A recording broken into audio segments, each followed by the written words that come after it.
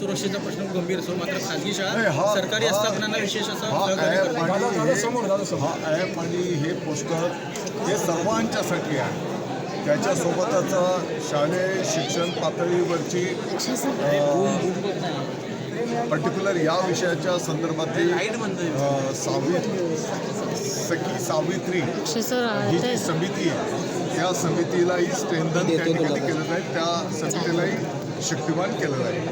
Sir, शाळेत सोडणाऱ्या ज्या buses असतात, बसेसमध्ये ड्रायव्हर असेल, कंडक्टर असेल किंवा इतर असेल सहकारी, मला वाटतं की अगदी त्या शाळेच्या बसेसपासून त्या शाळेंमध्ये CCTV बसवण्याच्यापासून स्वच्छतागृह आहेत त्यांच्यापासून याचा एक संपूर्ण आराखडा विभागाच्या वतीने आता तयार केला जातो आहे आणि येणाऱ्या काळामध्ये या संदर्भातला प्रारूप तयार करून त्याची अंमलबजावणी केली जाईल. सर, आणि जेणेकरून अशा घटना घडणार नाही.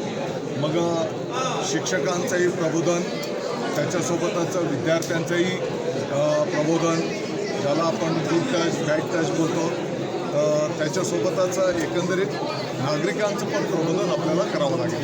सर, तुम्ही कृषी मंत्री देखील या राज्याचे राहिलेले आहात, परंतु भाजपचे आमदार सुरेश धस हे सातत्यानं धनंजय मुंडेंवरती आरोप लावतात. धनंजय मुंडेंनी तत्कालीन कृषी मंत्री असताना कृषी खात्यात खूप मोठा भ्रष्टाचार केला आहे आणि त्या सगळ्या संदर्भाची मागणी त्यांनी पत्राद्वारे या विषयाच्या संदर्भात माहिती नाही.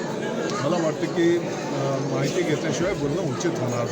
नाशिकचे पालकमंत्री पदाचा वाद अजूनही आता झालाय ना बाबा, किती वेळेस तोच विषय ठरवलं नाही आहे सांगितल्याप्रमाणे. या संदर्भातले सर्वस्वी अधिकार माननीय मुख्यमंत्री महोदय, माननीय उपमुख्यमंत्री महोदयांचे आहेत. ते चर्चा करतील, त्यांना जे योग्य वाटतं तो निर्णय करतील. त्या निर्णयाची अंमलबजावणी करणं कार्यकर्ता म्हणून जबाबदारी आमची राहील. सर, राजन साळवींचा पक्षप्रवेश झाला. राजन साळवींवरती ACBची कारवाईची टांगती तलवार होती. असला बिलकुल कुठलाही विषय नाही. मला वाटतं की आपण सर्वांनी पण बघितलेलं आहे, काही महिन्यांच्यापासून त्यांच्या मनामध्ये सारख्या काही भावना होत्या आणि शेवटी हिंदू हृदय सम्राट शिवसेना प्रमुख माननीय बाळासाहेब ठाकरे साहेबांचे हिंदुत्वाचे, राष्ट्रीयत्वाचे विचार जिथे आहेत त्या ठिकाणी त्यांनी प्रवेश माननीय शिवसेनेचे मुख्य नेते एकनाथजी शिंदे साहेबांच्या नेतृत्वाखाली शिवसेनेमध्ये प्रवेश घेतलेला आहे. वैभव नाईकांवरती देखील हिंदी में सिर्फ रिलीफ फंड के बाद नया DCM के भी कोऑर्डिनेशन कमेटी स्थापन हुई है. एकनाथ शिंदेंनी कोऑर्डिनेशन रूम स्थापन केलं, तर मुख्यमंत्र्यांचं वॉर रूम आहे. मुख्यमंत्र्यांची मला वाटतं की या संदर्भातला स्वतः उपमुख्यमंत्री महोदय एकनाथजी शिंदे साहेबांनी खुलासा केलेला आहे. हे कुठलेही पॉवर सेंटर नाहीत.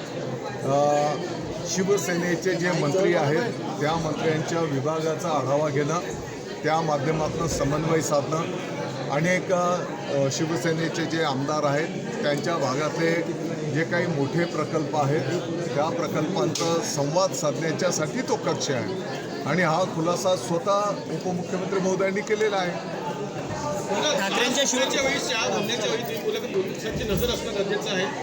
काही बंदोबस्त लावणार तुम्ही असं आहे, तुम्ही महत्त्वाचं मोठं म्हटलं आहे. नाही, निश्चितपणे जिथे शाळा कॉलेजेस आहेत आपण पाहतो की अशा काही ठिकाणी काही टवाळ मंडळी त्या वेळेमध्ये त्या ठिकाणी गर्दी करत असतात, काही छेडछाडीचे प्रकार होत असतात आणि म्हणून या वेळेमध्ये तिथे पोलीस बंदोबस्त किंबहुना त्यातल्या त्या दामिनी पथक तिथे जबाबदारी देऊन मला वाटतं की काही काळ जर एक शिस्त लावली की मग त्याचा फायदा पडत असतो.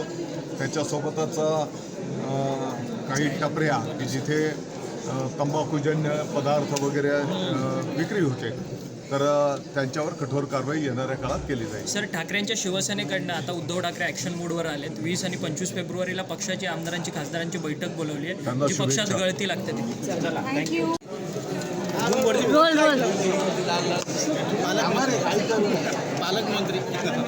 पालकमंत्री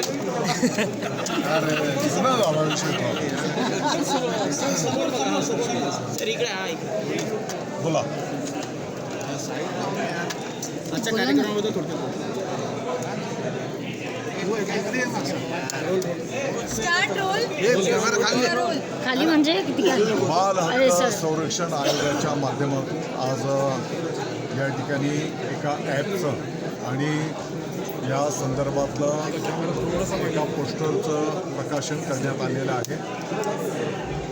उपसभापती विधान परिषद आदरणीय नीलमताई गोऱ्हे, आयोगाच्या सन्माननीय अध्यक्षा महोदया, त्याच्यासोबतच आयोगाचे सर्व सन्माननीय सदस्य, सेवाभावी संस्था आणि पत्रकार बांधव, त्यांच्यासोबतच महिला व बालविकास आणि शिक्षण विभागाच्या अधिकाऱ्यांच्या उपस्थितीमध्ये हा कार्यक्रम त्या ठिकाणी संपन्न झाला. आणि जेणेकरून ज्या काही दुर्दैवी दुःखद घटना लहान मुला-मुलींच्या संदर्भामध्ये घडत असतात, या संदर्भातलं प्रबोधन झालं पाहिजे.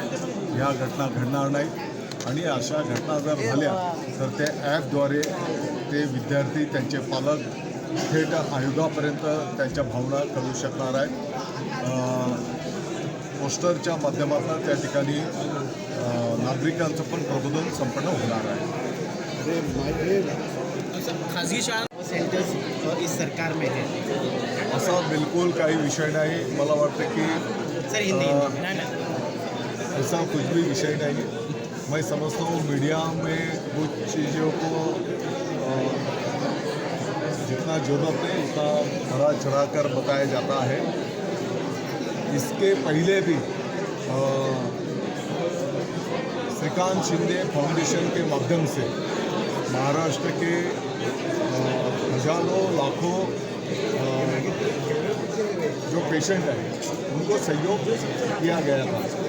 और ये माध्यम से, ये तो ऊपर से शिंदे साहब का ड्रीम प्रोजेक्ट है, तो इसके माध्यम से महाराष्ट्र में किसी को अगर ज़रूरत पड़ती है मदद की तो उसमें वो माध्यम से मदद होगी. लेकिन महात्मा फुले जन आरोग्य योजना के तहत कई पेशेंट्स उनको मदद नहीं मिल रही थी. बरोबर है, वो भी है, उसके माध्यम से भी मदद मिलेंगी. उसके लिए कोऑर्डिनेट किया जाएगा. सर राज्यात 2-3 पॉवर सेंटर निर्माण होतात.